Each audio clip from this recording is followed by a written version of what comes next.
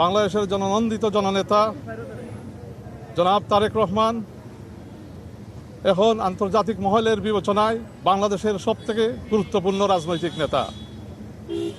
আজকের সূচিতে 11 জন রাষ্ট্রদূত ওনার সাথে সাক্ষাতে মিলিত হয়েছেন। অত্যন্ত কোডাইল অ্যাটমসফিয়ার মধ্যে এই সাক্ষাৎগুলো অনুষ্ঠিত হয়। এখানে ওনার সাথে সাক্ষাৎ করতে আসেন হাই কমিশনার অফ ক্যানাডা, যুক্তরাষ্ট্রের নবনিযুক্ত রাষ্ট্রদূত যুক্তরাষ্ট্রের,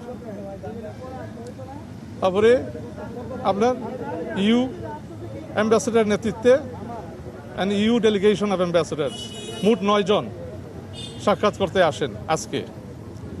এই সাক্ষাৎগুলো অত্যন্ত কোডাইল ছিল। এখানে দ্বিপাক্ষিক বিষয় নিয়ে আলোচনা হয়েছে।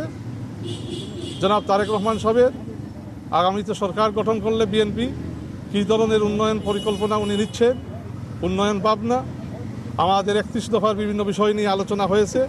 ওনার ডেভেলপমেন্ট প্ল্যানে, উন্নয়ন প্ল্যানে কী কী থাকছে এইগুলা এই বিষয় নিয়ে অনেক আলাপ হয়েছে। এবং আমরা ওনার নেতৃত্বে ইনশাল্লাহ বাংলাদেশের জনগণের ম্যান্ডেট নিয়ে সরকার গঠন করলে বিএনপি কীভাবে কানাডা যুক্তরাষ্ট্রের সাথে বাইলেটারাল রিলেশনশিপ স্ট্রেংথেন করবে এবং ইউর সাথেও আমাদের বাইলেটারালি এবং মাল্টিল্যাটারালি অনেক কাজ আছে যেগুলো আমরা অব্যাহত রাখব। ইন্টারিম সরকারেরও কিছু প্রোগ্রেস আছে এখানে, তো এখানে আমাদের একটা কন্টিনিউটি থাকবে এবং বিভিন্ন পজিটিভ এক্সচেঞ্জেস আমাদের মধ্যে মানে তারেক রহমান সাহেবের সাথে ওনাদের হয়েছে। অত্যন্ত ফলপ্রসূ আলোচনা হয়েছে। বাংলাদেশ 5 অগাস্টের আপরাইজিংয়ের পরে এমন এক দেশ, এই দেশকে আর কেউ নির্দেশনা দিতে পারবে না। অন্য দেশের নির্দেশনায় বাংলাদেশের মানুষ চলে না, আর এই বাংলাদেশ আর কখনো ফিরে আসবে না। বাংলাদেশ যুক্তরাষ্ট্র বা আমাদের চেয়ারম্যান তারেক রহমান সাহেব আলোচনা করছেন কীভাবে দ্বিপাক্ষিক সম্পর্ক উন্নয়ন করা যায়। এখানে ট্রেড ইনভেস্টমেন্ট নিয়ে আলোচনা হয়েছে, বিভিন্ন কোঅপারেশন, ইন্টারন্যাশনাল কোঅপারেশনমূলক আলোচনা হয়েছে। যুক্তরাষ্ট্র will be an important partner, US is an important development partner of Bangladesh. হ্যাঁ, তারপরে ইন্টারন্যাশনাল আপনার কাপড়ে যে রোহিঙ্গা ইস্যু, আমরা রোহিঙ্গা ইস্যু নিয়ে কীভাবে এটা আগামীতে আমরা একটা মাল্টিল্যাটারাল প্রসেসে এটা রিজলভ করা যায়।